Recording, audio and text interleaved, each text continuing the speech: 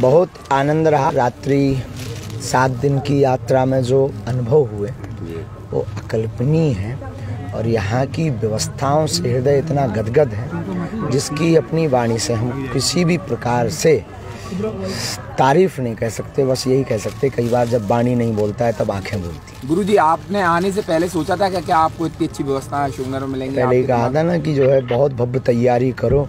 तो जो बात गुरु अब वचन निकले वो वचन हमारे जो यजमान हैं, कथा के आयोजक हैं जज्जी जी, उन्होंने करके दिखाया और इससे निश्चित हो गया कि अशोक धार्मिक नगरी है और धार्मिक नगरी में भक्त भी रहते हैं। उसका प्रत्यक्ष प्रमाण जीता जागता अशोकनगर अभी तक की कथाओं की सबसे बढ़िया व्यवस्था है, इसमें कोई संदेह। आपको कितना प्रेम अब अशोकनगर से हो गया है? अटूट महाराज, एक और गजब प्रेम हो गया है। तब तो जज्जी जी के प्रेम इतना हो गया कि एक बार हमारी चर्चा हुई हमारे विधायक जी से, बोले गुरुजी अब 111 फीट वाले हनुमान जी की लीला और हो जाओ, एक बार और आना है। हमने उनके इतने कहने पर विचार किंतु परंतु क्यों कब कैसे ये सोचे बिना ही कह दिया कि एक बार और कथा करेंगे। इतना प्रेम है। मेरे ख्याल महाराज ये पहली बार हुआ हो किसी जगह गए और आप दूसरी कथा खुद दो अपनी मर्जी से दे रहे हैं। खुद से मंच से कहने में तो पहली बार है, वरना लो हमारी आदत सुनने की हो गई है। ये बात बिल्कुल सही है, आप सही कह रहे हैं, क्योंकि इतनी ज़्यादा कथाओं का वो है क्रम है लगातार, लेकिन प्रेम है। अब हमें लगता है ये लगता नहीं, सच है।